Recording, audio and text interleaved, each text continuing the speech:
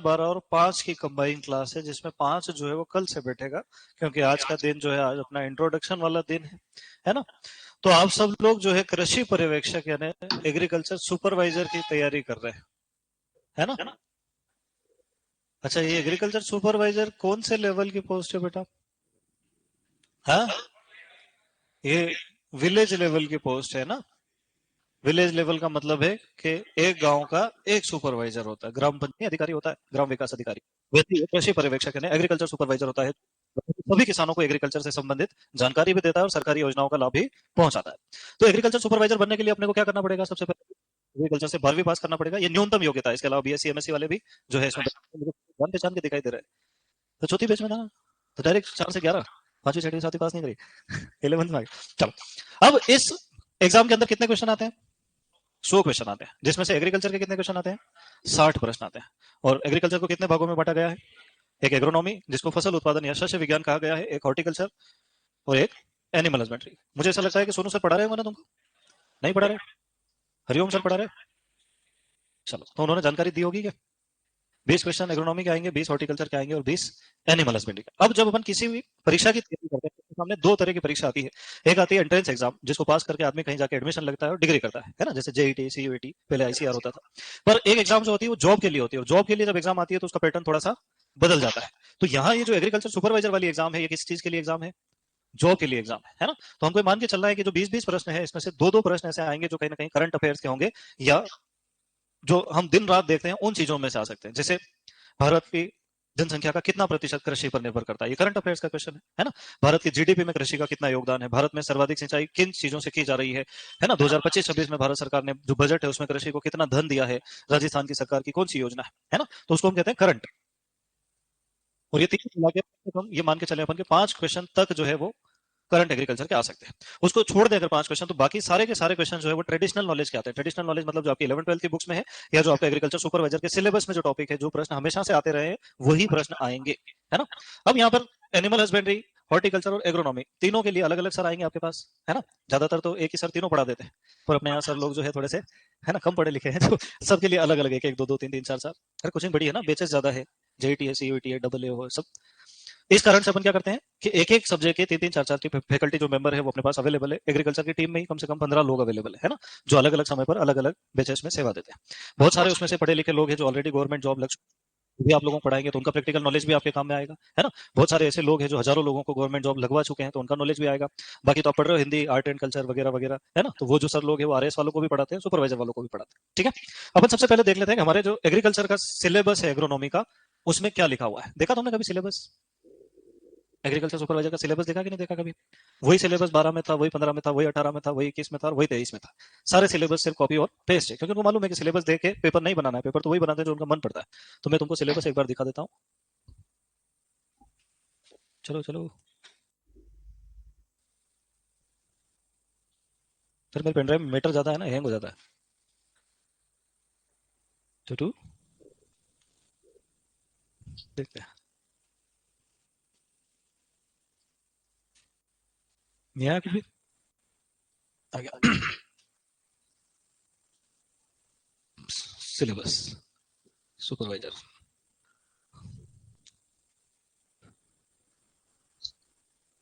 कितने घंटे क्लास लगी तुम्हारी? 8 घंटे रोज?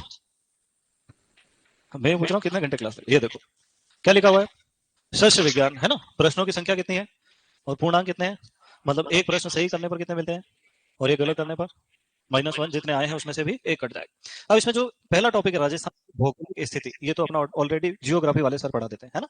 पढ़ाया उन्होंने, कहाँ कौन से अक्षांश से कौन से देशांतर तक स्थित है।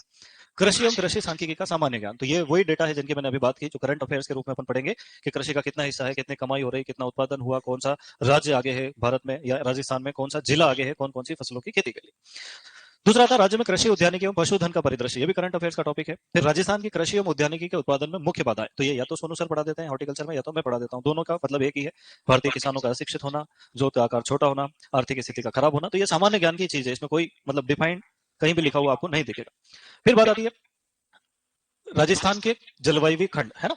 तो ये अपन पढ़ेंगे मौसम जलवायु नाम के चैप्टर में। इसके अलावा मृदा उर्वरता एवं उत्पादकता, क्षारीय एवं ऊसर भूमियां, अम्लीय भूमि और इसका प्रबंधन, राजस्थान में मृदाओं का प्रकार, मृदा क्षरण, जल एवं मृदा संरक्षण के तरीके, पौधों के लिए आवश्यक पोषक तत्व, उपलब्धता एवं स्रोत, राजस्थानी भाषा में परंपरागत शस्य क्रियाओं की शब्दावली, जीवांश खादों का महत्व, प्रकार एवं बनाने की विधियां, नाइट्रोजन, फास्फोरस, पोटेशियम उर्वरक, एकल उर्वरक, मिश्रित उर्वरक और यौगिक उर्वरक और उनके प्रयोग की विधियां, फसलोत्पादन में सिंचाई का क्या महत्व है, सिंचाई के स्रोत, फसलों की जल मांग एवं प्रभावित करने वाले कारक, सिंचाई की विधियां, विशेषतः फव्वारा, बूंद बूंद, रेनगन आदि, सिंचाई की आवश्यकता, समय एवं मात्रा, जल निकास, इसका महत्व, जल निकास की विधियां, राजस्थान के संदर्भ में परंपरागत सिंचाई से संबंधित शब्दावली, मृदा परीक्षण एवं समस्याग्रस्त मृदाओं का सुधार, साइलेज, हे मेकिंग, चारा संरक्षण, खरपतवार विशेषताएं, वर्गीकरण, खरपतवारों से हानियां, खरपतवार नियंत्रण की विधियां, राजस्थान की फसलों में खरपतवार नाशी रसायनों से खरपतवार नियंत्रण, खरपतवारों की राजस्थानी भाषा में शब्दावली, फिर बाकी फसलें, है ना। तो निम्न मुख्य फसलों के लिए जलवायु, मृदा खेती की तैयारी, किसमें बीज उपचार, बीज दर, बुआई, समय, उर्वरक, सिंचाई, अंतरा सेचन, पौध संरक्षण, कटाई, मड़ाई, भंडारण, फसल चक्र की जानकारी, कौन कौन सी फसलें हैं,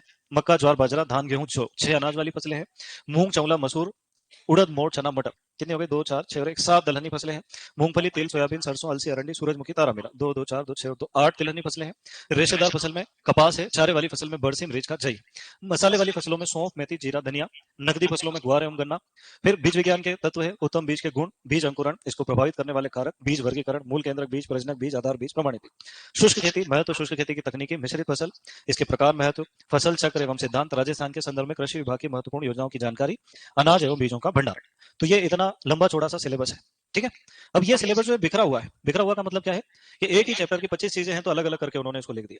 दूसरा, कुछ एक टॉपिक जो पशुपालन के, चारा और है बनाना, वो एग्रोनॉमी में लिख रखे हैं, कुछ हॉर्टिकल्चर के भी एग्रोनॉमी में लिख रखे हैं, है ना।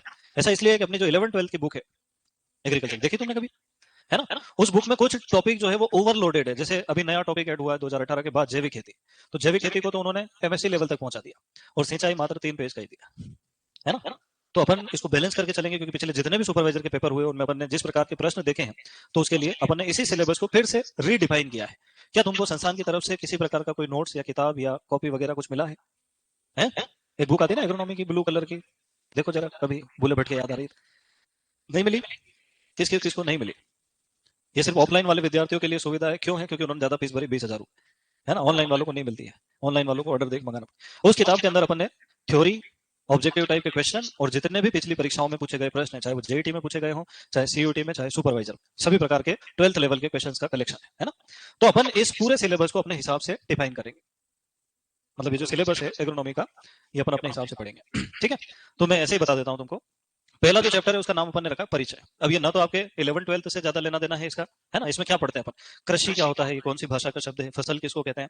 इसके अलावा अगर इस चैप्टर को अपन और लंबा पढ़े तो फसलों का वर्गीकरण, यानी खरीफ, रबी, जायद की फसलें, अनाज, दलहन, तिलहन, रेशे वाली, शर्करा वाली, चारे वाली फसलें, इसको कहते हैं आर्थिक वर्गीकरण। एक कुलों के आधार पर वर्गीकरण है, जिसमें अलग अलग फसलों के विभिन्न प्रकार के कुल हम पढ़ते हैं। फिर एक विशेष उपयोग के आधार पर फसलें हैं, जैसे नकदी फसल किसको कहते हैं, आकस्मिक फसल किसको कहते हैं, है ना, कैच क्रॉप किसको कहते हैं, या कवर क्रॉप, प्रदा आरक्षक फसल किसको कहते हैं, कौन सी फसलें मिट्टी के कटाव को बढ़ाती है। इसके अलावा जीवन चक्र के आधार पर फसलों का वर्गीकरण, एक वर्षीय, द्विवर्षीय, बहुवर्षीय फसलें, प्रकाश संश्लेषण के आधार पर C3 पौधे, C4 पौधे, प्रकाश दीप्तिकालिता के आधार पर LDP पौधे, SDP पौधे, DNP पौधे। साथ ही साथ परागण के आधार पर भी एक वर्गीकरण अपन ने कर दिया, ताकि स्वपरागित और परागित, बहुपरागित फसलें एक साथ याद हो जाए। ये चैप्टर पढ़ने के बाद अपना जो बाद का चैप्टर आता है, जिसका नाम है अपना फसल उत्पादन, उसका लोड कम हो जाएगा, क्योंकि आधी चीजें अपन कहाँ पढ़ लेते हैं, फर्स्ट चैप्टर में। अगर मान लो कोई बैच फर्स्ट चैप्टर नहीं पढ़ना चाहती है, तो फिर उसको फसल उत्पादन में वही चीज पढ़ाते हैं कि गेहूं स्वपरागित फसल है, धान भी स्वपरागित है, पर मक्का परपरागित, तो दो बार रिपीट होने जैसा चैप्टर, ठीक है। दूसरा चैप्टर अपना था मौसम एवं जलवायु। तो इसमें अपन मौसम क्या होता है, जलवायु क्या होता है, दोनों में क्या अंतर है और क्या क्या समानताएं हैं, इसके बारे में पढ़ेंगे। वायुमंडल किसे कहते हैं उसके बारे में पढ़ेंगे। फिर वायुमंडल के विभिन्न जो मंडल आते हैं, क्षोभ मंडल, समताप मंडल, मध्य मंडल, ताप मंडल, आयन मंडल, बहिर्मंडल, ओजोन मंडल, ऐसे सभी मंडल के बारे में जानकारी प्राप्त। जब ये टॉपिक अपना खत्म हो जाएगा तो अपन पढ़ेंगे मौसम के अवयव, सौर विकिरण यानी धूप के बारे में, तापमान के बारे में, वायुमंडलीय दाब, पवन, आर्द्रता, बादल, वर्षा, ऐसे 7 अवयवों के बारे में हम डिस्कस करेंगे। जब ये खत्म हो जाएगा तो कृत्रिम वर्षा, अम्लीय वर्षा, ग्रीन हाउस प्रभाव, मौसम पूर्वानुमान, मॉनसून, भारत एवं राजस्थान के कृषि जलवायु खंडों के बारे में अध्ययन करेंगे। ये अपना जो पूरा चैप्टर है इसका नाम है मौसम एवं जलवायु। फिर सिंचाई नाम का चैप्टर आएगा, जिसमें सिंचाई की परिभाषा हम पढ़ेंगे, सिंचाई का महत्व हम पढ़ेंगे, सिंचाई का स्रोत, सिंचाई की विधियां, फसलों की जल मांग, उस जल मांग को प्रभावित करने वाले कारक, सिंचाई के समय का निर्धारण, पौधों के आधार पर, क्रांतिक अवस्था के आधार पर, मृदा के आधार पर, प्रत्यक्ष अप्रत्यक्ष दोनों प्रकार की विधियां पढ़ेंगे, और जलवायु के आधार पर। इसके अलावा मृदा, जल, और मृदा में जल की गतियां, दोनों का अध्ययन करेंगे। इसके अलावा खेत में अलग अलग स्थितियां जो सिंचाई के बाद देखी जाती है, जैसे अधिकतम क्षेत्र क्षमता, मुरझान बिंदु, उपलब्ध जल, आर्द्रता ग्राही जल, ऐसी सारी चीजें अपन एक साथ इसमें डिस्कस करेंगे। साथ ही साथ रुके हुए पानी को और बहते हुए पानी को मापने की विधियां भी डिस्कस करेंगे। तो ये अपना सिंचाई चैप्टर हो। इसके बाद एक छोटा टॉपिक आता है जल निकास, है ना। तो जल निकास, जल भराव के कारण, जल भराव से समस्या, जल निकास के लाभ, जल निकास की विधियां और प्रणालियां, इतनी चीजें उसमें हम पढ़े। फिर सिंचाई जल की गुणवत्ता, एक बहुत छोटा सा टॉपिक है जिसमें से कभी कभार 2-4 बार में एक बार प्रश्न आता है, तो वो अपन ज्यादा डिटेल में नहीं पढ़ेंगे, पर थोड़ा उसको भी पढ़ेंगे, है ना, कि सिंचाई के लिए जल की गुणवत्ता को कैसे चेक किया जाता है। इसके बाद अपना जो नेक्स्ट टॉपिक आता है वो आता है शुष्क खेती। शुष्क खेती के भी अलग अलग टुकड़े, जैसे शुष्क खेती अपने आप में एक टॉपिक है। उसके बाद मिश्रित फसल और अंतराशस्यन, साथ ही साथ फसल चक्र, और 12th में तो भू परिष्करण भी शुष्क खेती में ही दे रखा है। तो ये सारे टॉपिक सीक्वेंस में पढ़ेंगे। इसके बाद खरपतवार विज्ञान, मृदा उर्वरता, उत्पादकता एवं मृदा क्षरण, पोषक तत्व, उर्वरक, खाद, जैव उर्वरक, अनाज वाली फसलें, दलहनी फसलें, तिलहनी फसलें, रेशे वाली फसलें, चारे वाली फसलें और अन्य फसलें, इस प्रकार से नकदी फसलें, अपन सारी फसलें पढ़ें। एक छोटा सा टॉपिक है कृषि अर्थशास्त्र एवं प्रक्षेत्र प्रबंधन, है ना। वो ये जो करंट डेटा बेटा, न्यूनतम समर्थन मूल्य, है ना, कितने प्रकार के मार्केट होते हैं, कितने प्रकार के लोन लिए जाते हैं, फसल का बीमा कैसे किया जाता है, इन चीजों से संबंधित जानकारी अपन कौन से चैप्टर पढ़ेंगे, कृषि अर्थशास्त्र और प्रक्षेत्र प्रबंधन। इसके अलावा फिर बचेगा अपने पास जैविक खेती और बीज विज्ञान, और इस तरह से अपना सारा सिस्टम कंप्लीट हो जाएगा। अब इसमें 3-4 जगह सिलेबस में लिखा है राजस्थान की भाषा से संबंधित, राजस्थान की भाषा से, पिछले एक भी पेपर में इस प्रकार का कोई प्रश्न नहीं आया है। तो कई बार बच्चे क्या पढ़ाई कर लेते हैं, फिर सिलेबस को देखने की कोशिश करते हैं। अब तुम बताओ राजस्थान में कितने प्रकार की भाषाएं बोली जाती है, बोलियां? वागड़ी भी बोली जाती है, मेवाड़ी भी बोली जाती है, हाड़ौती भी बोली जाती है, मारवाड़ी भी बोली जाती है, और एक और कौन सी है तो भरतपुर वाली, मेवाती, मेवाती भी बोली जाती है। अब बताओ 6 भाषाओं के अगर सारे शब्द अपन लाके इस सिलेबस में डाल देंगे तो अपन खुद ही आउट ऑफ सिलेबस चले जाएंगे। समझ रहे हो कि नहीं? तो ये सिलेबस 2012 से ऐसा का ऐसा ही है। देखो पेज भी पुराना है, फट ही गए, देखो फोटो खींचते खींचते घिस गया उनका पेज। तो इसलिए अपने को सिलेबस के अकॉर्डिंग ही पढ़ाई करना, पर सिलेबस में जो अननेसेसरी चीजें है या जो चीजें कभी पूछी ही नहीं गई है उनके पीछे बहुत ज्यादा परेशान नहीं होना। सिंचाई में अपन पढ़ेंगे कि बुआई के पहले जो सिंचाई की जाती है उसको पल को कहते हैं, बुआई के जस्ट बाद जो सिंचाई की जाती है उसको कोर कहते हैं। ये दोनों ही राजस्थानी भाषा के शब्द है, तो ऑटोमेटिक इंक्लूडेड है कि नहीं। इसके अलावा आर्ट और कल्चर तुम पढ़ते हो तो बहुत सारे शब्द तुमको वैसे ही पता है ना। जैसे मान लो कोई पूछ ले जुड़े का संबंध किससे, क्या होता है जुड़ा? 2 तरह का जुड़ा, एक तो महिलाएं जो सिर पे बांधती है वो भी जुड़ा है, और एक जो बैलों कंधे पे रख के अपन बैलगाड़ी खींचते हैं उसको भी क्या कहते हैं, जुड़ा। अब इतना तो सामान्य भाषा में आएगा, अगर मैं इसको भू परिष्करण में पढ़ाने लग जाऊंगा तो तुम देसी हल भूल जाओगे फिर, है ना। चल तो शुरू करें। देखो अब मैं तुमको एक बात बता देता हूँ ईमानदारी से, कि ये जो परिचय वाला चैप्टर है ना, ये 15 दिन का एक टॉपिक है पूरा का पूरा। कितने दिन का? पर मैं जब भी इसको शुरू में शुरू करता हूँ ना, तो 15 दिन के अंदर अंदर आधे बच्चे ऐसी स्थिति में हो जाते हैं कि वो यूं पूछते हैं कि या तो रूप सागर में चले जाए या तो घर चले जाए। बोले हमारा मेन टॉपिक तो शुरू नहीं किया। सही बात है कि गलत बात? तो इसको फिर एक शॉर्ट कर दिया अपन ने परिचय को, कि एक ही दिन में परिचय अपना हो जाएगा, है ना। इसके अलावा फिर जो बचा परिचय उसको आखिरी में पढ़ाया जाएगा, ताकि जो बच्चे एक्सट्रीमली इंटरेस्टेड हो फर्स्ट रैंक लाने में, केवल वही उसकी तरफ जाए, बाकी अपना अपना कोर्स खत्म करें। आज कितनी तारीख है तुम बताओ मुझे? 30 तारीख है, और कोर्स कब खत्म होगा अपना? लगभग 100 से 120 दिन का कोर्स है ये। और आपकी एग्जाम कब है बेटा? 8 मार्च को। अब 30 अक्टूबर से 30 नवंबर तो हो जाएगा 1 महीना, और 30 दिसंबर हो जाएगा 2 महीना, और 30 जनवरी हो जाएगा 3 महीना, और 30 फरवरी तो आता ही नहीं है, तो 2 मार्च के दिन हो जाएंगे 120 दिन कंप्लीट। अब इसके बीच बीच में संडे भी आएंगे और छुट्टियां भी आएगी। अगर एक महीने में अपन 4 संडे भी मान के चलें तो 1 2 3 4 16 दिन की छुट्टी हो जाएगी। तो फिर अपने को इस कोर्स को थोड़ा टाइट खींच के चलाना पड़ेगा कि नहीं चलाना पड़ेगा? तो फिर अपन जब भी, अब हर साल ऐसा ही होता है अपने साथ, अपन इसके लिए हमेशा तैयार रहते हैं। अभी तो तुम यकीन मानोगे दिसंबर में भी बच्चे आएंगे एडमिशन, नई बैच बनेगी दिसंबर। वो यूं चाहते हैं कि 2 महीने में ऐसा पढ़ाओ फर्स्ट रैंक आ जाए। जैसा तुम भी 11वीं बैच में आए हो, मतलब तुम भी तो यही चाहते हो 4 महीने में ऐसा पढ़ाओ, 6 महीने में ऐसा पढ़ाओ, फर्स्ट रैंक। तो बैच नंबर 1 2 3 4 तो पहुंच गई घर, खत्म हो गया कोर्स। 5वीं वाली है जिसका अभी खाली इरिगेशन बचा है, तुम्हारे साथ ही पढ़ेंगे 10-12 दिन में, वो भी कहाँ चले जाएंगे? घर चले जाएंगे, है ना। तो इस गति से अपने पढ़ना है, इस इंटेंसिटी से पढ़ना। देखो 2 तरह के बच्चे तैयारी करते हैं। तुमने देखा कुछ बच्चे नीट में उनके 6-6 7-7 ड्रॉप हो जाते हैं, फिर भी सिलेक्शन नहीं होता, और कुछ एक ही बार में निकाल के ले जाते हैं। यूपीएससी में भी ऐसा आईएएस बन जाते हैं एक ही साल में, आए तैयारी करी 1 साल के अंदर कलेक्टर, और कुछ की जिंदगी गुजर गई है ना। वो खुद ही गुरुजी बन चुके हैं, वो ज्ञान बांटते बिठा लो। तो अपने को कौन सा वाला बनना है? 1 साल वाला, पर अपने पास 1 साल बचा है क्या? फिर क्या बनना है? 4 महीने वाला बनना है। तो मैं जिस स्पीड से पढ़ाऊंगा उसी स्पीड से पढ़ना है, बीच बीच में नेतागिरी नहीं, तो क्या होगा? बहुत पीछे चले जाओगे, और अगर कोर्स खत्म नहीं हुआ तो सबसे ज्यादा परेशान कौन रहेगा? तुम ही रहोगे, बाकी बेचेस तो हो जाएगा तब तक, है ना। तो अपन ने इस जो पूरा सिलेबस है अपना, तुमको अगर बुक मिली होगी तुमको पता चलेगा कि 430 पेज की किताब है। कितनी है बेटा? इसको अपन 2 भागों में बांटते हैं, है ना। उन 430 पेज जो है कितने? 432 होंगे, 2 एक खाली भी होंगे उसमें से। इन 430 पेज में शुरुआत के जो 43 टॉपिक है उनको चार्ट कहा जाता है। क्या कहा जाता है?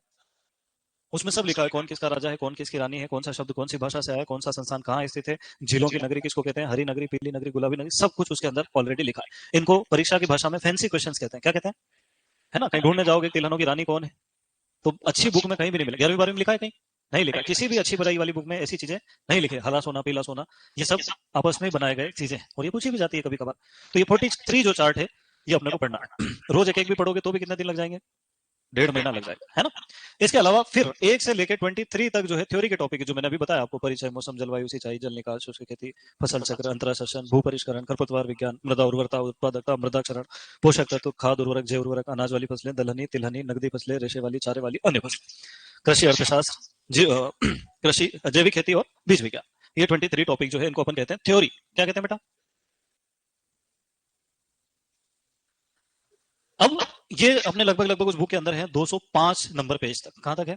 210 हो गई होंगी, नई किताब छपी है जो। इसके बाद सारे के सारे ऑब्जेक्टिव क्वेश्चन है। कहां तक है?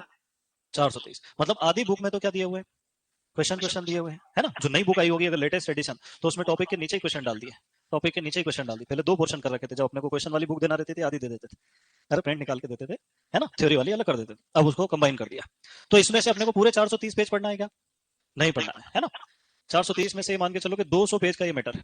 और 200 पेज में भी अगर चार्ट चार्ट देखें तो लगभग 33-34 पेज तो यही है। मतलब लगभग 166 पेज का मटेरियल है, जो आपने कितने दिन में पढ़ना है? बताओ कितने दिन पढ़ना है? 120 दिन में कि 100 दिन में? 100 दिन में पढ़ेंगे तब जाके मार्च के पहले फरवरी में कोर्स खत्म होगा। ठीक है? तो इस 166 पेज के अंदर 50 से 60% मैटर ऐसा है जिससे 99% क्वेश्चन आ जाते हैं। कितने आ जाते हैं? मतलब अगर 166 पेज में से मैं तुमको 100 पेज पढ़ा दूं, कितने? तो 99% क्वेश्चन तो कहां से आ जाएंगे? यहां से। बोले सर 100 क्यों नहीं आएंगे? क्योंकि 1% की संभावना बचती है। तो वो 1% के लिए अपने को कितना मैटर और पढ़ना पड़ेगा? 66 पेज। जैसे शुष्क खेती के पीछे चार्ट, जैसे खरपतवार विज्ञान के पीछे एक बहुत बड़ी टेबल दे रखी है। तो जहां जहां भी बड़ी बड़ी टेबल्स हैं, जहां जहां भी बहुत सारी किस्में हैं, जैसे धान में 150 से ज्यादा किस्में अपन पढ़ेंगे। अगर मैं 150 ही लिखा दूंगा तुम याद नहीं करोगे। अगर मैंने 15 लिखा है तो तुम याद कर लोगे। तो अपन 15 ही पढ़ेंगे क्लास में। बाकी के लिए तुम्हारे पास नोट्स है, घर जाओ रोज रीडिंग लगाओ। किस चीज के लिए रीडिंग लगाना है? उस 1% एक्स्ट्रा के। तो मुझे ऐसा लगता है कि तुम मेरी बात समझ रहे हो हिंदी में, है ना? क्योंकि मैं बहुत ज्यादा कॉमेडी करने वाला टीचर नहीं हूँ। मेरे को तुम्हारा भविष्य दिखाई दे रहा है कि इनकी परीक्षा है 8 तारीख को, वो भी मार्च में। तो शुरू करें अपन। लिखो चैप्टर नंबर 1। पहले तो हेडिंग लिख लो बेटा। ये जो क्लास है वो काय की है? एग्रोनॉमी की है।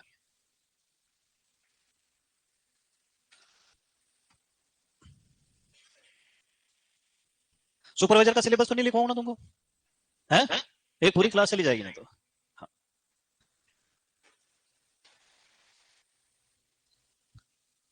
चलो लिखो चैप्टर नंबर 1। चैप्टर कह लो या टॉपिक कह लो, तुम्हारा जो मन पड़े। इसमें लिखना है हेडिंग शस्य विज्ञान का परिचय।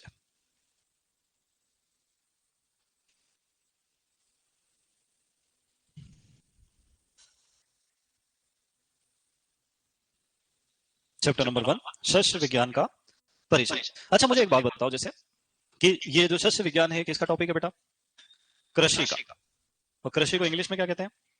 एग्रीकल्चर, है ना? कुछ कुछ लोग सामान्य भाषा में इसको क्या कहते हैं? खेती या फार्मिंग। अगर मैं तुमसे कहूं कि जो कृषि है ये संस्कृत भाषा से आया, कौन सी भाषा से आया?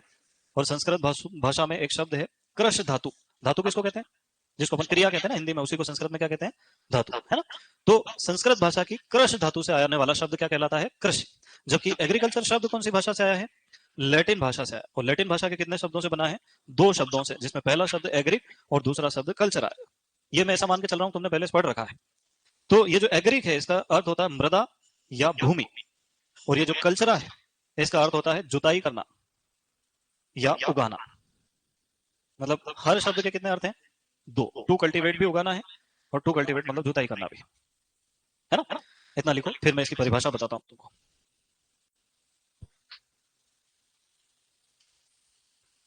एग्री का मतलब मृदा या भूमि, और कल्चरा का मतलब जुताई करना या उगाना। अब मुझे बताओ, अगर इंग्लिश का प्रश्न पूछे एग्रीकल्चर इज डिराइव्ड फ्रॉम, और हिंदी का पूछ ले कृषि कौन सी भाषा का है, फिर तो गड़बड़ हो जाएगा मामला, है ना?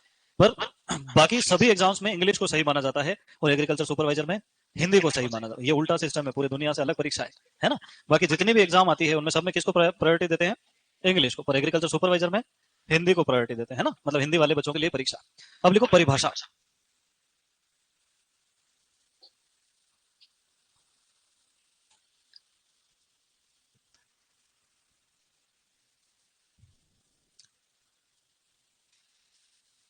देखो एक प्रश्न है जेईटी 2019 में कि भूमि पर फसल उगाने एवं पशुओं को पालने की कला एवं विज्ञान को क्या कहते हैं? एग्रीकल्चर कहते हैं, खेती कहते हैं, है ना? तो एक तो ये छोटी सी परिभाषा है। एक बड़ी परिभाषा है कि कृषि मनुष्य का प्राथमिक उद्यम है, मतलब पहला व्यवसाय इंसानों ने क्या शुरू किया? कृषि, जिसमें वह प्राकृतिक संसाधनों का प्रयोग करके, प्राकृतिक संसाधन क्या है? जमीन, पानी, धूप, हवा, ये सब क्या है? प्राकृतिक तो कृषि मनुष्य का प्राथमिक उद्यम है जिसमें वह प्राकृतिक संसाधनों का प्रयोग करके अपनी अनिवार्य आवश्यकताओं जैसे रोटी, कपड़ा और मकान की पूर्ति करता है। इसको एग्रीकल्चर कहा गया है। कौन सी लिखोगे? दूसरी वाली लिखो। कृषि मनुष्य का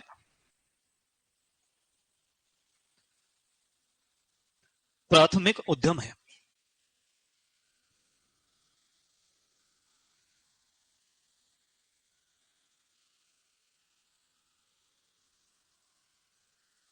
जिसमें वह अपनी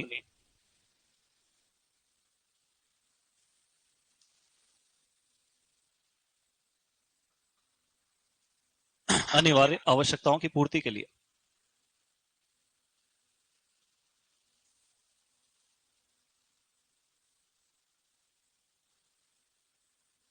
प्राकृतिक संसाधनों का प्रयोग करता है।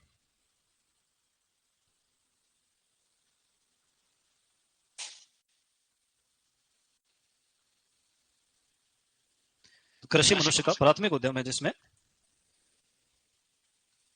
वह अपनी अनिवार्य आवश्यकताओं की पूर्ति के लिए प्राकृतिक संसाधनों का उपयोग करता है। दूसरी परिभाषा लिखो, अथवा फसल उगाने एवं पशुओं को पालने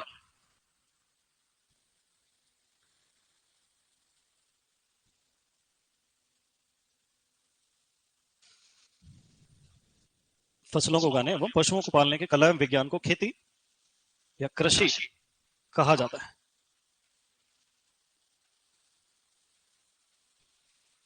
फसलों को उगाने एवं पशुओं को पालने के कला एवं विज्ञान को खेती या कृषि कहा जाता है। क्लियर है मामला? अब देखो ये जो तुम्हारी बुक है ना, जो तुमको यहां से, ओ भाई ये मेरे पास है, इसमें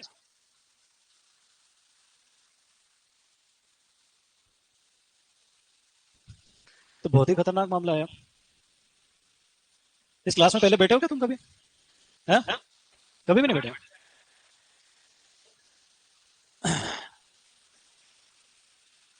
ये देखो, ये जो परिचय वाला चैप्टर है आपका कृषि के इतिहास से लेके,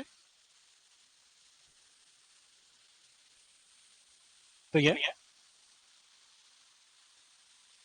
वर्गीकरण, और ऐसे करते करते 22 पेज का हो गया ये क्वेश्चन सहित, है ना?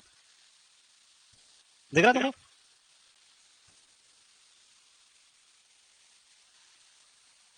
ये तो 112 पे पहुंचा दिया उसने। वो बुक की नंबरिंग है ना, चेंज है थोड़ी सी। तो ये अपन पूरा चैप्टर नहीं पढ़ेंगे, इसमें से केवल इंपॉर्टेंट चीजें पढ़ेंगे, जो फसल उत्पादन की चीजें वो फसल उत्पादन में पढ़ेंगे, ठीक है? तो अभी अपने पास क्या क्लियर हो गई? कृषि की परिभाषा के इंसानों ने सबसे पहला व्यवसाय कौन सा किया? कृषि किया। और कृषि में मुख्य कार्य कौन कौन से हैं? दो। अब प्रश्न आता है कृषि कला है या विज्ञान? दोनों ही है ना, बहुत फेमस क्वेश्चन है पुरानी परीक्षाओं का। अब एग्रीकल्चर कोई छोटी मोटी चीज नहीं, एग्रीकल्चर में बहुत सारे अलग अलग शाखाएं होती है, तो अपन उनके नाम लिखेंगे और वो किससे संबंधित है ये लिखेंगे। तो हेडिंग डालो, कृषि की प्रमुख शाखाएं।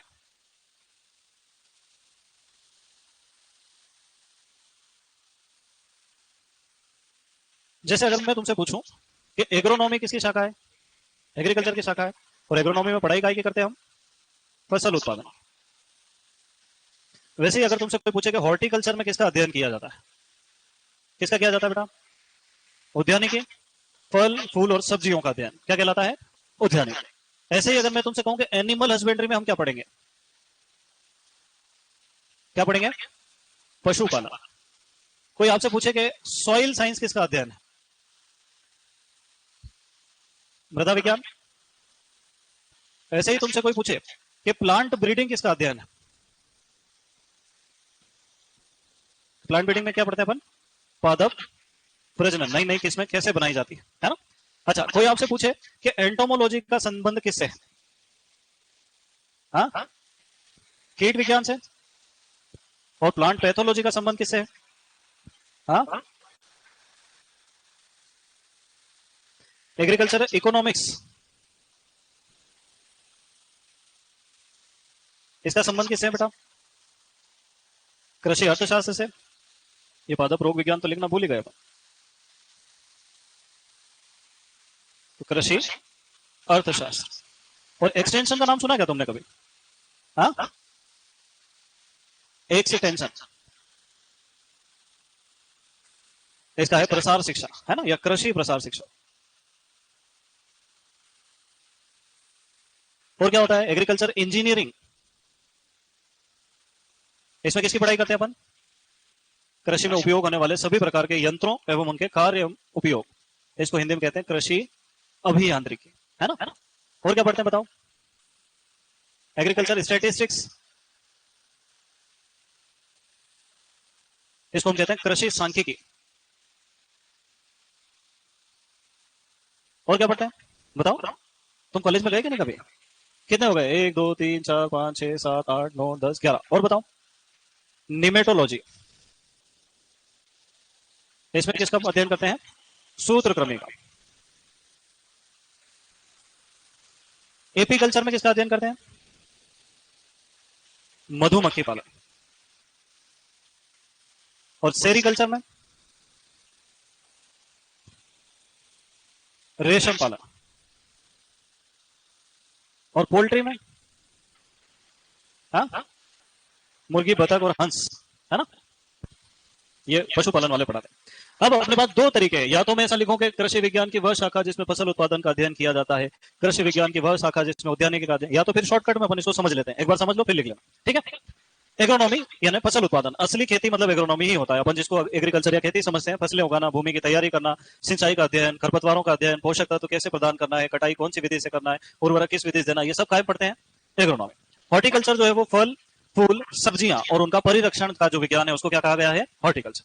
एनिमल हस्बेंड्री में जितने भी पालतू पशु है उनका अध्ययन किया जाता है। खाली पशु नहीं लिखना है। कौन से पशु? पालतू पशुओं का अध्ययन किया जाता है एनिमल हस्बेंड्री।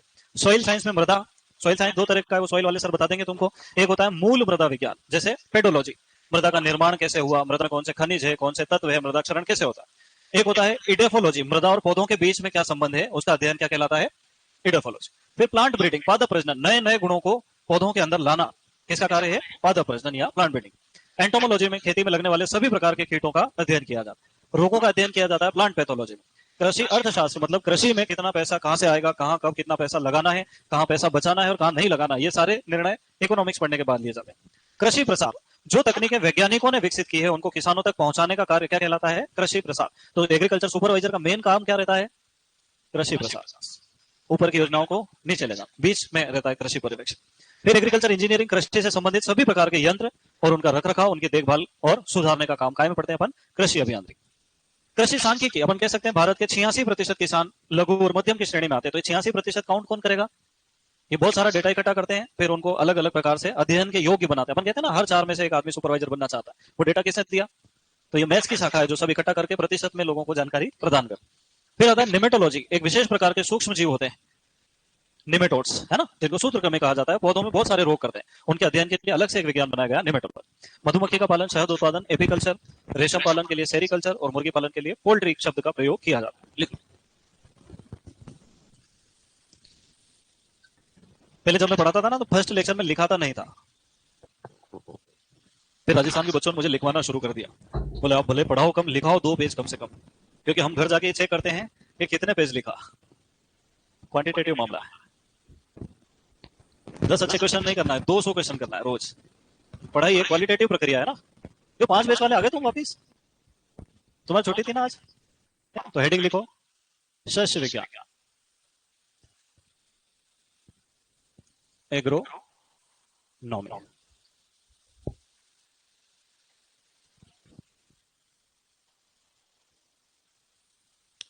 अब ये जो एग्रोनॉमी शब्द है ना, ये ग्रीक भाषा के 2 शब्दों से बना है। ग्रीक भाषा को अपन हिंदी में क्या कहते हैं बेटा? यूनानी भाषा। कई बार वो ग्रीक को यूनानी लिखता है, अपने फ्यूज उड़ जाते हैं, है ना।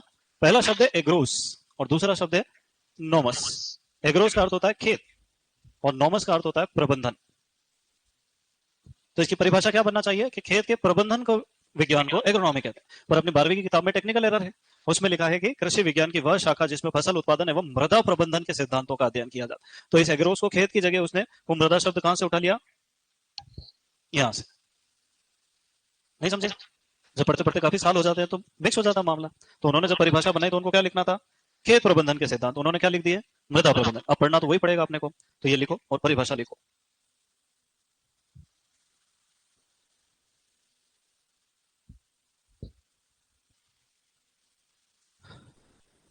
एग्रोनॉमी शब्द कौन सी भाषा से आया, ग्रीक भाषा के दो शब्दों से मिलकर बना है, एग्रोस प्लस नोमस। एग्रोस का अर्थ होता है खेत और नोमस का अर्थ होता है प्रबंधन।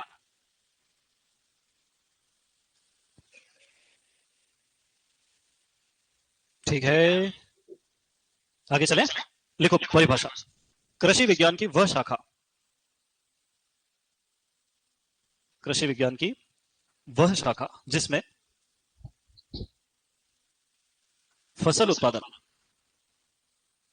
एवं मृदा प्रबंधन के या से संबंधित सिद्धांतों एवं विधियों का अध्ययन किया जाता है। मेरी हिंदी तुम्हारी समझ में आ जाती है?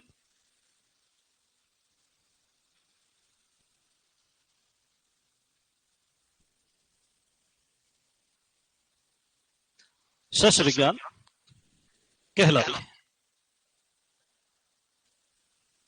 यहां लिखा बेटा बोर्ड पे सब कुछ, कृषि विज्ञान की वह शाखा जिसमें फसल उत्पादन एवं मृदा प्रबंधन के सिद्धांतों का अध्ययन किया जाता है। और शस्त्र विज्ञान का पितामह किसको कहा जाता है, पीटर डेक्रेसेंजी, है ना। पाइटो डेक्रेसेंजी नाम था इनका, अब इसको क्या कर दिया लोगों ने, पीटर डेक्रेसेंजी, है ना। इन्होंने एक बुक भी लिखी थी, ये 1230 में पैदा हुए, 1307 में मर गए, काफी साल जिए। बुक इनकी थी ओपियस रूरेलियम कैमोडरम।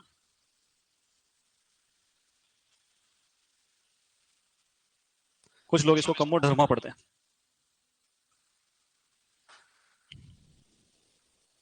लैटिन भाषा में थी, अपने इसमें नहीं थी, ग्रीक लैटिन, ना हिंदी ना अंग्रेजी।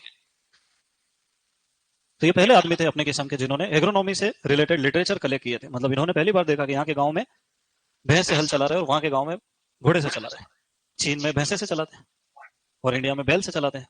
पश्चिमी राजस्थान में ऊंट से हल चला लेते हैं, है ना। तो इन्होंने पहली बार ध्यान दिया कि कौन किसान क्या क्या फसलें उगा रहा है, किस प्रकार से खेती कर रहा है, और अच्छी डिटेल में पूरे फोटो वोटो सहित इन्होंने किताब लिखी थी जिसमें किसानों की समस्याओं को भी बताया था। तो पहले पढ़े लिखे आदमी जिन्होंने एग्रीकल्चर पर ध्यान दिया कौन थे, पीटर डेक्रेसेंज। एक और वैज्ञानिक बहुत ज्यादा फेमस हुए, क्या नाम था उनका, जेथरो टुल। जेथरो टुल ने कौन सी बुक लिखी बेटा, हॉर्स होइंग हस्बेंड्री। जेथरो टुल को खरपतवार विज्ञान का और भू परिष्करण का पितामह कहा जाता है। ये अपन वहां लिखेंगे जब पढ़ेंगे। और बाकी सारे पितामह का चार्ट बना रखा अपने किताब, है ना। इतने पितामह थक जाओ पढ़ते पढ़ते। इकोनॉमी के अलग लिख रखे, जीव विज्ञान के भी लिख दिया अपन ने। इतिहास, डॉक्टर एम एस रंधावा, इनको फादर ऑफ ऑर्नामेंटल हॉर्टिकल्चर भी कहा जाता है, अलंकृत बागवानी के पितामह, है ना। और साइलेंट स्प्रिंग, ये लिखी थी लेडी कार्लसन, महिला थी, है ना। लोग पुरुष समझ लेते हैं, कार्लसन लिखते हैं। रेचल कार्लसन नाम था उनका, रेचल, है ना। तो ये इंट्रोडक्शन अपना जो है इतना ही रहेगा। अब कल से अपन सिंचाई वाला चैप्टर शुरू करेंगे और टारगेट रखेंगे कि 10 दिन से पहले पहले वो कंप्लीट हो जाए। उसके लिए तुमको लिखने की भरपूर स्पीड रखना पड़ेगी, है ना। या तो फिर अपन कोर्स छोटा करें या तो अपन तेज लिखे, अपने पास दो ऑप्शन है, तो अपन ऑप्शन दूसरे पे जाएंगे हमेशा। ठीक है, क्लियर है मामला। अरे कुछ समझ में आया कि नहीं आया? आया थोड़ा बहुत, ये लिख लिया। अब देखो मैं तुमको हल्का फुल्का बता देता हूँ। तू बंद हो जा भाई, टाइम तो हो गया ना तुम्हारा। अब किसका लेक्चर है?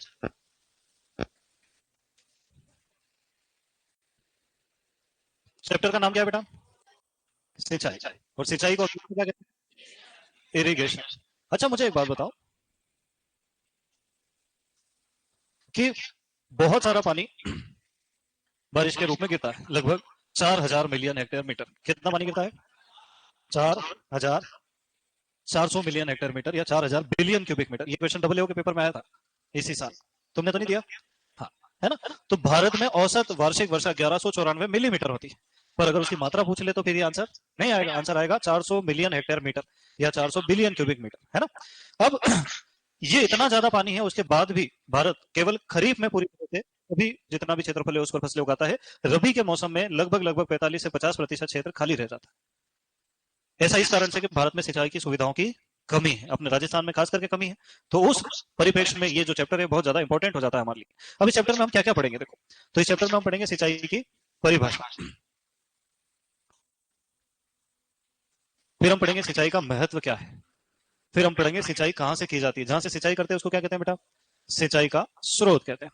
फिर हम पढ़ेंगे सिंचाई की विधियां, फिर पौधों की जल मांग और जल मांग को प्रभावित करने वाले कारक इसी के साथ आ जाएंगे, है ना। फिर हम पढ़ेंगे सिंचाई के सही समय का निर्धारण,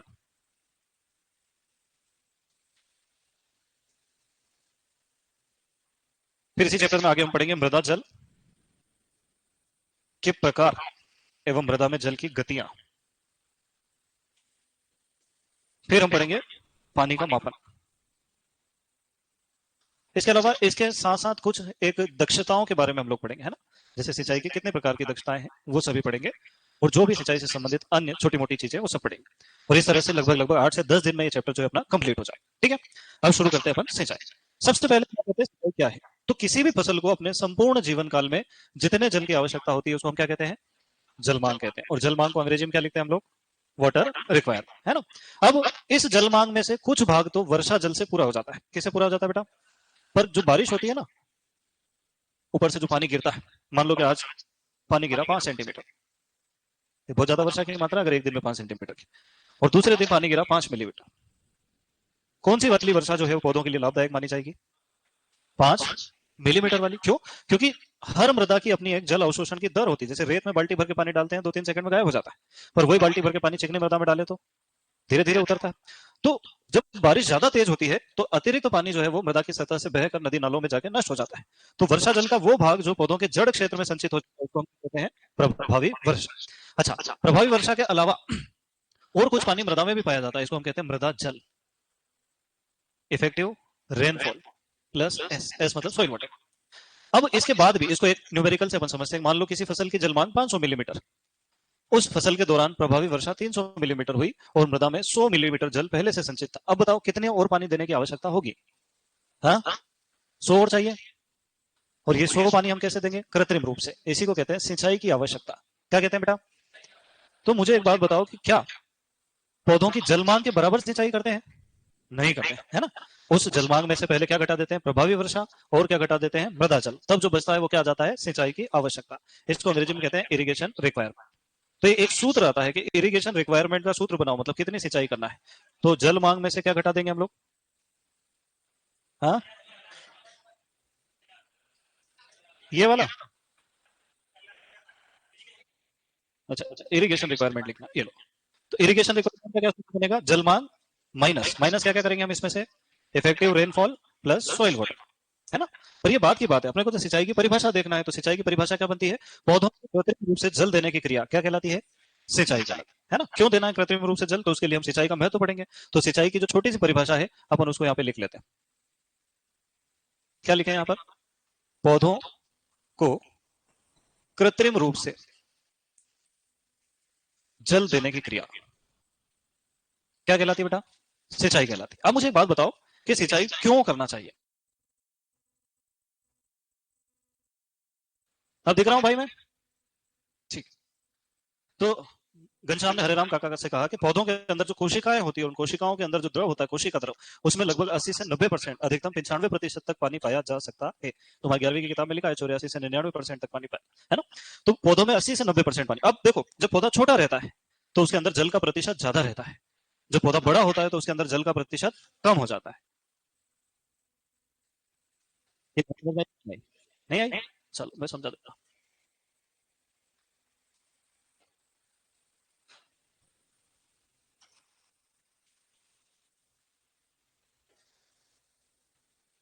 कर दिया मैंने, इन दोनों,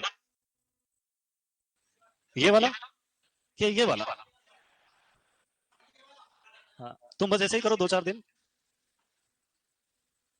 हाँ, अब ये पूरा भरा है, कितने प्रतिशत भरा है बेटा, 100%। और ये भरा है आधा, कितने प्रतिशत, 50%।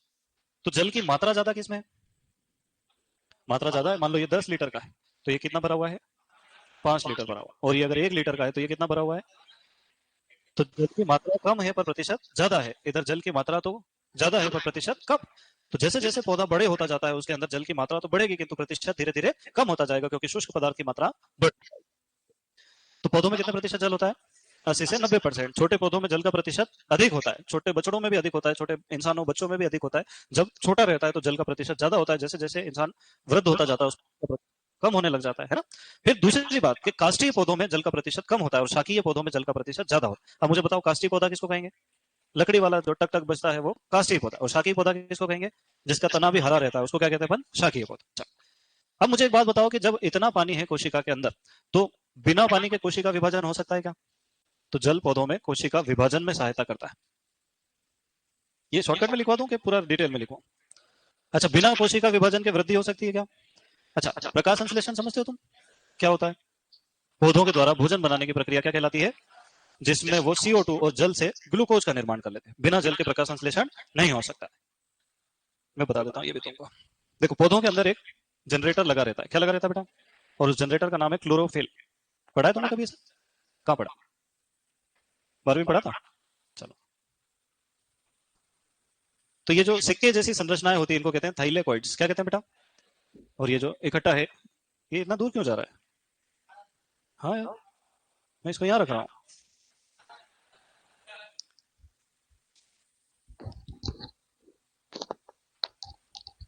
और ये आपस में कनेक्टेड रहते हैं। इसको अपनी भाषा में समझते हैं एग्रीकल्चर वाली, कि ये पौधों के अंदर पाया जाने वाला एक प्रकार का जनरेटर है। क्या है बेटा? और ये सौर ऊर्जा से चलता है। कैसे चलता है? और इसको क्लोरोफिल कहते हैं। क्या कहते हैं?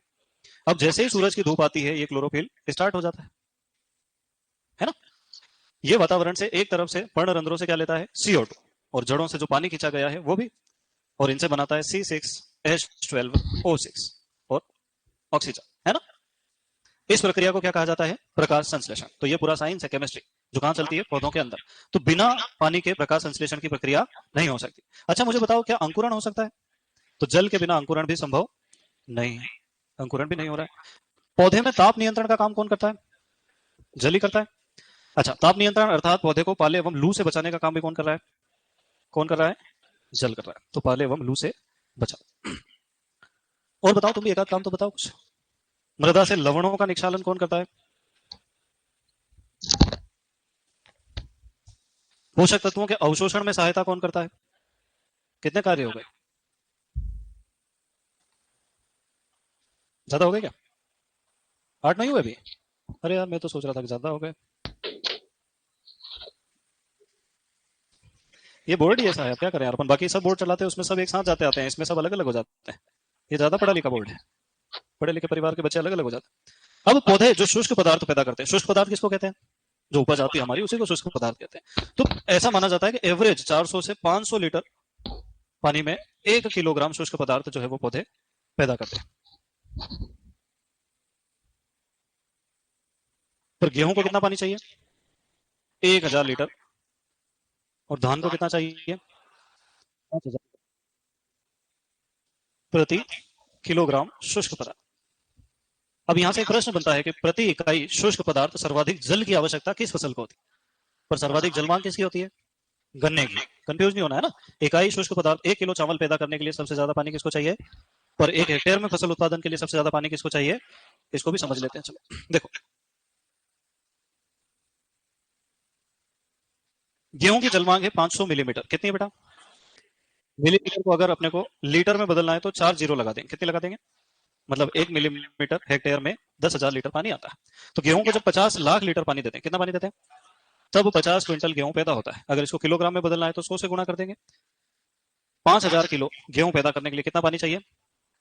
1 2 3, 1 2 3, मतलब 5000 लीटर पानी में 5 किलो गेहूं पैदा होता है। तो 1000 लीटर पानी में 1 किलो गेहूं पैदा होगा। यही तो अपन ने भी कहा। कितना पानी चाहिए? 1000 लीटर। वैसे ही धान की जलमांग अपन ले लेते हैं 1000 मिलीमीटर। कितने ले लें? 900 ले लें। 1 2 1 2 3 4, है ना। और धान कितना होता है? 25 क्विंटल, 30 क्विंटल, 30 क्विंटल मान। 1 2 3, 1 2 3, 1 2 3 4 4। ज्यादा लगा दी ना, ऊपर एक जीरो ज्यादा हो गई ना। 30 क्विंटल को किलोग्राम में बदलना हो तो 3000 किलोग्राम। 1 2 3, 1 2 3, 9000 लीटर पानी में कितना धान हो रहा है? तो लगभग 3000 लीटर पानी चाहिए, है ना। पर बुक्स में क्या लिखा हुआ है? 5000 लीटर, ठीक है, क्योंकि धान की जलमांग 900 मिनिमम है और मैक्सिमम कहां तक चली जाती है 2500 तक। क्लियर है मामला? अगर इसी को अपन 1500 कर देंगे तो क्या उत्तर आ जाएगा 5000 लीटर। तो इस तरह से सिंचाई का बहुत महत्व। अब हरेराम काका तो बहुत एक्सट्रीमिस्ट आदमी है, वो किसी भी चीज को लेवल तक ही ले जाते हैं। उन्होंने 3-4 बार पढ़ा, क्या पढ़ा कि पौधों में 80 से 90% क्या होता है, जल।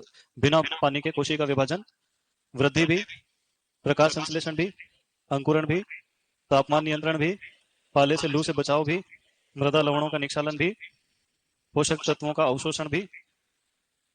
एक पौधे को प्रति किलोग्राम शुष्क पदार्थ के लिए कितने पानी की आवश्यकता है? गेहूं को और धान को। अब बताओ पहला पॉइंट क्या लिखा था? पौधों में 80 से 90%। दूसरा पॉइंट क्या लिखा? तीसरा, चौथा, पांचवा, छठवा, सातवां, आठवां, नौवां, 10वां, 11वां। देखो यही तय हो जाता है कि किसका तो सिलेक्शन होगा सुपरवाइजर में और कौन सिर्फ टाइम पास करने के लिए आया है ना?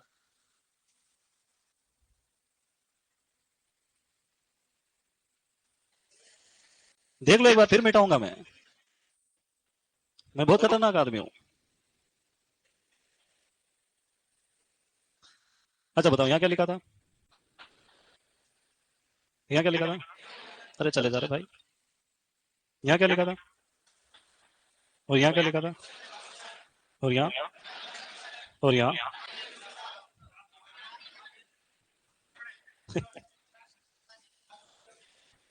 और यहां, और यहां, यहां।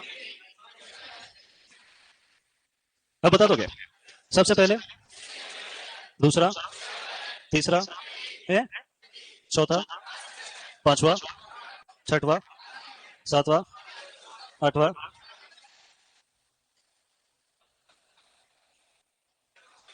यहां क्या लिखा?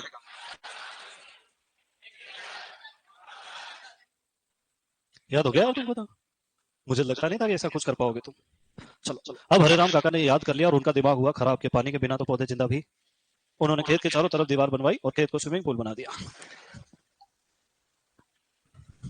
पानी भर दिया और पौधों का टेंशन मतलब नहर बह रही है और दे देंगे। क्या होगा बताओ? तो जरूरत से ज्यादा सिंचाई करने से क्या होता है बताओ?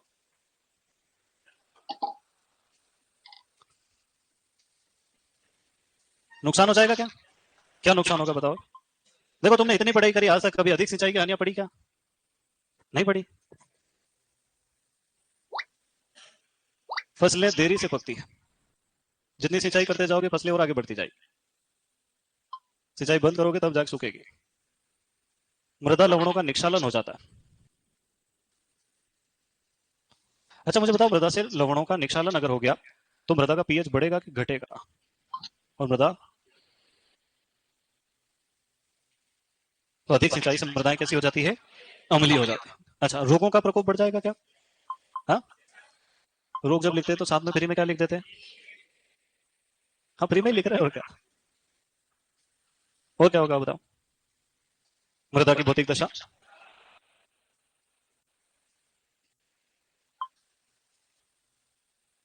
अब देखो ये वाले पॉइंट तुमको याद हो गए? अरे जाए नहीं। कितने पॉइंट है? पहला क्या था? दूसरा क्या था? लवणों का निक्षालन होगा जिससे पीएच कम होगा और अम्लता बढ़ जाएगी। फिर तीसरा, रोगों एवं कीटों का प्रकोप बढ़ जाता है। और चौथा, मृदा की भौतिक दशा खराब हो जाती है, जल की हानि होती है, धन श्रम समय नष्ट होता है। तो ये सब कॉमन सेंस की चीजें, जितना ध्यान से देखोगे घर जाके उतना कम पढ़ना पड़ेगा। अब बात ही आती है कि सिंचाई जब इतनी जरूरी है तो सिंचाई कहां से करें, कब करें और कैसे करें? कितने सवाल है? 3 सवाल है ना? सिंचाई पहली बात तो कि कहां से करें, फिर सिंचाई कितनी करें, कैसे करें, कब करें, सिंचाई क्या है, सिंचाई क्यों करना चाहिए, क्यों, ये पूरा चैप्टर ही खत्म हो जाए। देखो सिंचाई क्या है तो अपन परिभाषा पढ़ ली, सिंचाई क्यों करना चाहिए तो मैं तो पढ़ लिया। अब हम पढ़ेंगे सिंचाई कहां से करें, तो इसके लिए अपन क्या पढ़ लेंगे? सिंचाई के स्रोत पढ़ लेंगे। सिंचाई कितनी करें तो अपन पौधों की जल मांग पढ़ लेंगे। कैसे करें तो विधियां पढ़ लेंगे। और कब करें तो सिंचाई के सही समय का निर्धारण।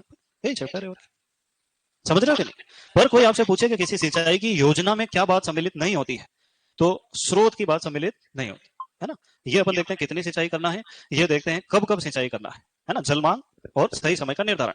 ये किसानों को अपन नहीं बताते हैं तेरे को सिंचाई कहाँ से करना। उसके पास तालाब होगा तो, उसके पास ट्यूबवेल होगा तो, और उसके पास नहर होगी तो, जिस दिन अपन ने उसको बता दिया कि नहर से सिंचाई करना है, वो ट्यूबवेल में पता चलेगा और नहर खोदने की कोशिश करेगा, है ना। तो सिंचाई की योजना में क्या सम्मिलित नहीं होता है?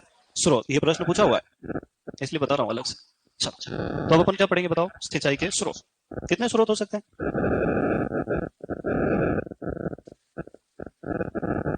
अब इसकी परिभाषा तो नहीं लिखा, वो स्थान जहां से सिंचाई की जाती है उसको सिंचाई का स्रोत कहते हैं। और इनको मुख्य रूप से दो भागों में बांटा गया है, भाग एक और भाग। अगर पानी भूमि की सतह पर ही उपलब्ध है, यूं ही दिखाई दे रहा है, तो उसको कहेंगे सतही स्रोत। क्या कहेंगे बेटा? अंग्रेजी में क्या लिखेंगे? Surface irrigation source.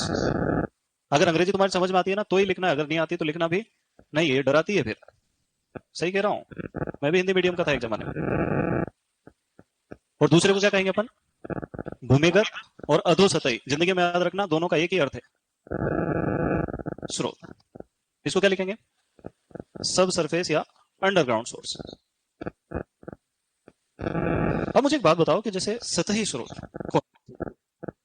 हम्म, नहरें, और कौन है? तालाब, और कौन है? अरे कुएं सतही में थोड़ी आएंगे, ये कैसा सुपरवाइजर है यार। नदियां, झीलें, झरने, है ना। अब सवाल ये उठता है कि भारत में सर्वाधिक नहरें कहां पाई जाती है? पंजाब और हरियाणा। ये कर्नाटक कौन बोल रहा है यार? और राजस्थान में सर्वाधिक नहरें कहां हैं? श्री गंगानगर और श्री हनुमानगढ़। हनुमान जी के आगे श्री नहीं लगाओगे यूं? अच्छा, तालाब भारत में कहां जाता है? तमिलनाडु। और राजस्थान में? पक्का? तो भीलवाड़ा को राजस्थान का तमिलनाडु कहते क्या? कौन कौन है भीलवाड़ा से? दीपक, ठीक।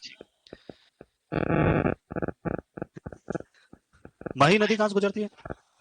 बांसवाड़ा से। और चंबल? कोटा से, भरतपुर, धौलपुर, उधर से भी निकलती है। ठीक। और झीलें ज्यादा कहां है? और झरने? बांसवाड़ा में ही है ना। अच्छा, अब बात आती है अधोसतही सिंचाई की विधि। जब जमीन खोद के अंडरग्राउंड पानी को बाहर निकाला जाता है तो इसको हम क्या कहते हैं? अधोसतही स्रोत। जैसे सबसे पहला स्रोत है कुआं। तो भारत में सर्वाधिक कुएं कहां पाए जाते थे बेटा? यूपी में। पर अब नया मामला आ गया, नलकूप को तुम क्या कहते हो?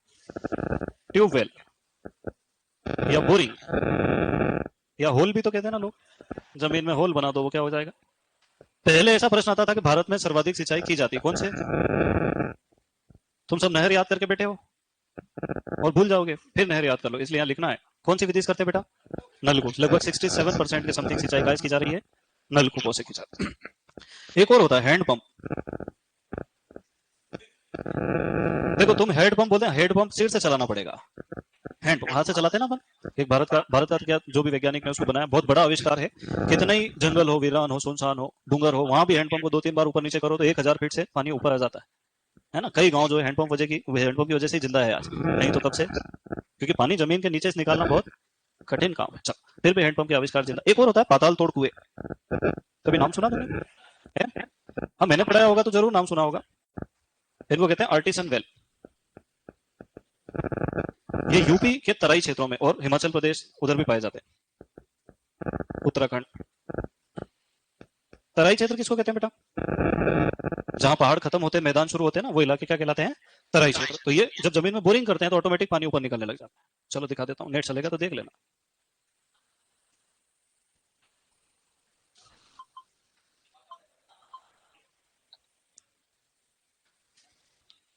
देखो अभी तुम्हारे अंदर है ना बच्चों जैसी चंचलता है। मैं तुमको 1 महीने पढ़ाऊंगा, 150 साल के बुड्ढों जैसे बैठे रहोगे यहाँ। हिंदी में लिख देता हूँ। चाहिए कहां से करना चाहिए, क्या पढ़ेंगे बेटा? तो ये मेरे साथ ही बना लो, अपन एक चार्ट बना रहे हैं। ये चार्ट आज बना लेंगे और इसके बारे में डिटेल कल पढ़ लेंगे। बनाओ देख।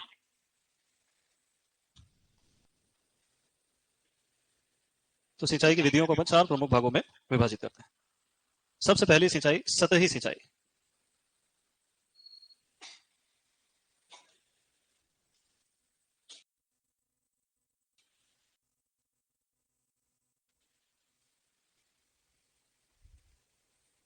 और चौथी होती है बूंद बूंद सिंचाई।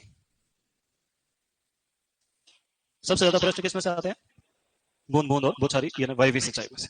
अब हमको ये देखना है कि ये जो सतही सिंचाई की विधियां हैं ये 5 प्रकार की होती है। कितने प्रकार की होती है? 5 प्रकार की, जिसमें सबसे पहली विधि का नाम है प्रवाह विधि, है ना। इसके बहुत सारे नाम है पर आगे लिखेंगे वो अपन। दूसरी विधि है जिसका नाम है क्यारी विधि, और क्यारी विधि के 2 मुख्य प्रकार हैं, एक है बॉर्डर विधि और दूसरी है चेक बेसिन विधि। फिर आती है कूड़ विधि। कुंड विधि नहीं होता है ना, क्या होता है? कूड़ विधि। हल के द्वारा बनाई गई नाली कूड़ कहलाती है। ये कूड़ विधि भी 2 प्रकार की होती है, समतल कूड़ और समोच्च कूड़। फिर इसके बाद आती है थाला विधि और अंगूठी विधि या वलय विधि।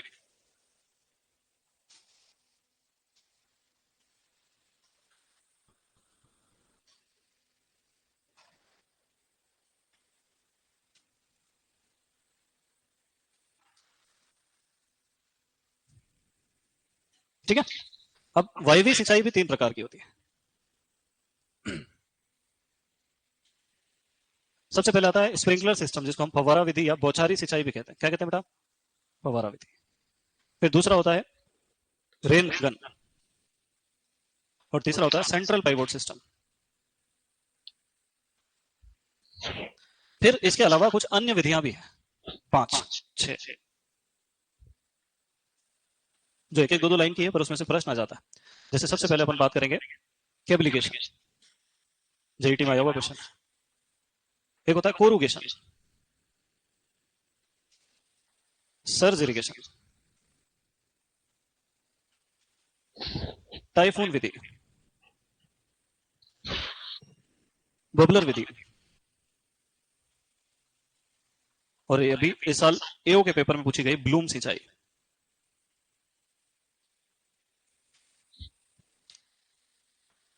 वो 5 6 और 3 9 और 1 10 और 6 16 विधियां अपन पढ़ेंगे। मेरे हिसाब से तो पर्याप्त है।